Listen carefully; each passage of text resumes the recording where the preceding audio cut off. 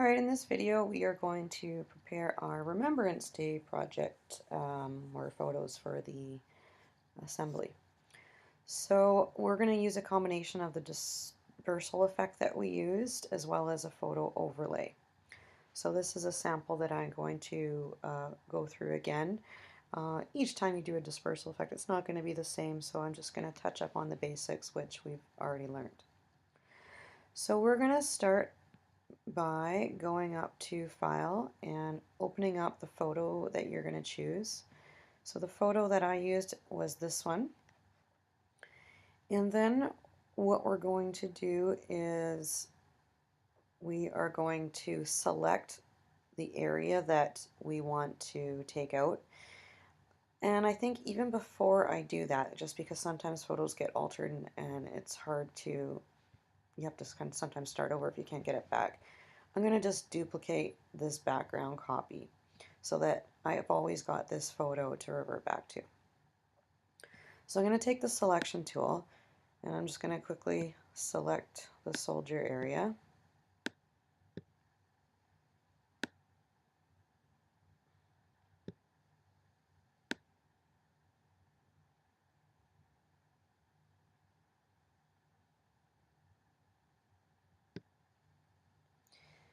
Okay, and then once I've got that, what I want to do is I want to go up to where it says Refine Edge.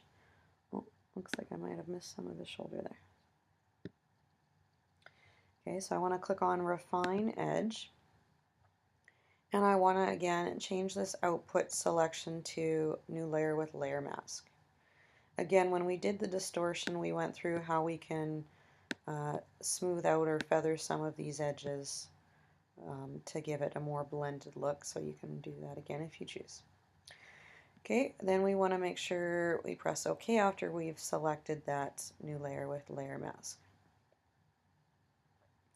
Now I want to duplicate this copy, or this one here, so I'm going to right click and duplicate that layer. And then I want to click on that square itself and right click again, and I want to apply that layer mask. Okay, we're going to duplicate that layer again. And now this middle layer is the one that we're going to rename Distortion. So to distort it, just to refresh your memories, we're going to go up to Filter, and we're going to choose Liquify. And I have quite a large brush size set, so I might just put that down somewhere in there. Now I'm going to decrease it a little bit more. Remember, when you are distorting your figure, the more space you have covered your distortion later on too. It doesn't have to be done right away. If you can always adjust it later. Okay, and then I'm going to press OK. Now what I want to do is I want to press the Alt button and I want to click down here next to that FX, just to the right of it. I'm going to do the same thing on the top layer, but don't hold the Alt button this time so that that background is white.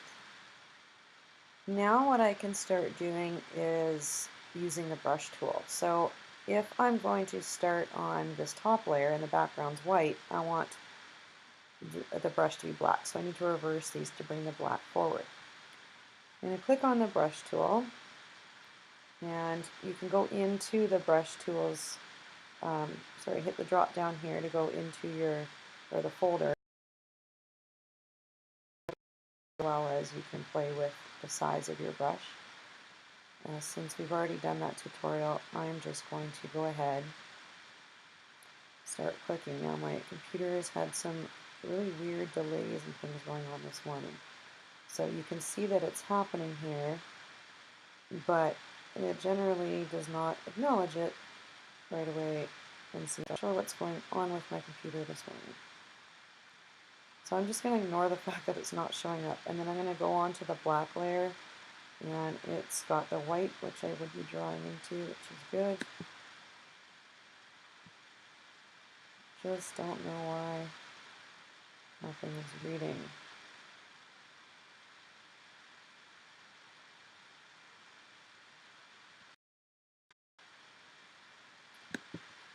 Frustrating. Oops, it's all reversed. It's doing its own thing today. There it goes.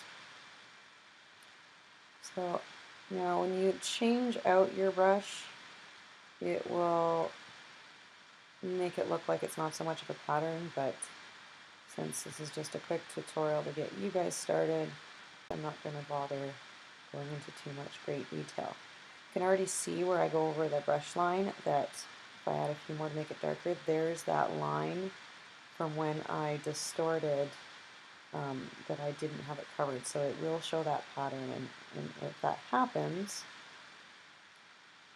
you're going to want to fix that. See, that's what I'm talking about. It just makes these big lines across my paper, and I don't know what's going on. And I'm just going to, of course, this would look much better with different brushes.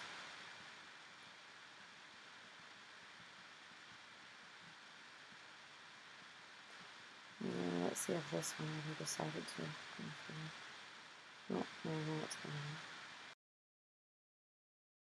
Usually this distortion to open up your image that you're going to overlay. So now I'm going to place, and I chose to use picture press enter to finalize that.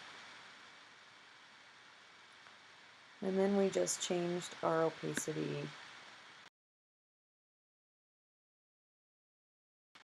Then it just becomes more of the poppies being blurred in there.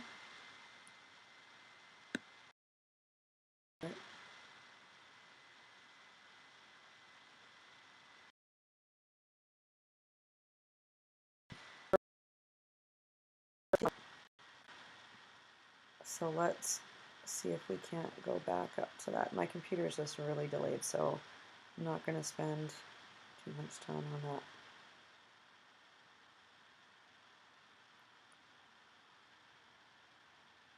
You have to have a lot of patience for this computer. So that was the line being formed there. So if I don't like that, I might just try to smooth some of that out or change it up a little bit.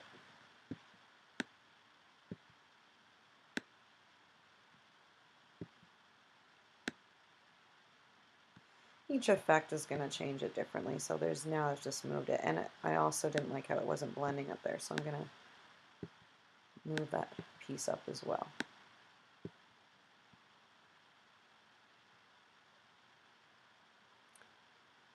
Hasn't read yet because it's very slow.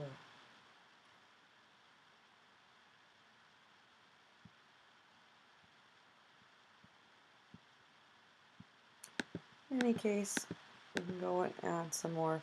Probably want to uncheck that though, just so you can see what you're doing. And of course I had some big smear that appeared earlier on, which I didn't bother undoing, and I should have. So let's just see if we can't cover some of that up.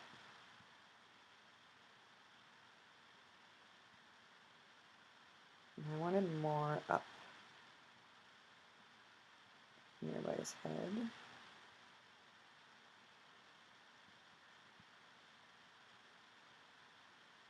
And I want more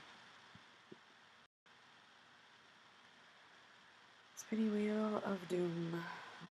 On the first one that I did, I really concentrated darker blotches to make it look more like why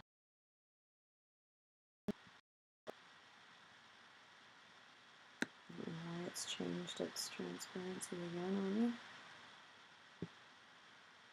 Okay.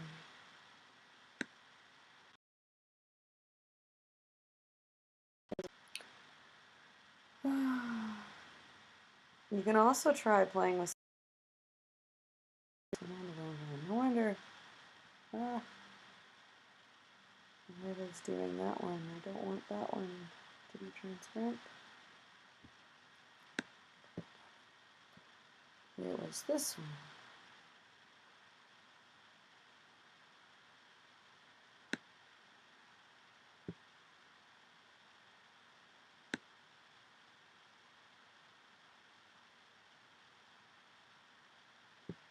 Maybe somewhere there. Bring that back. Anyways, that is the idea. So play around with your dispersal effect and your photo overlay for your Remembrance Day project.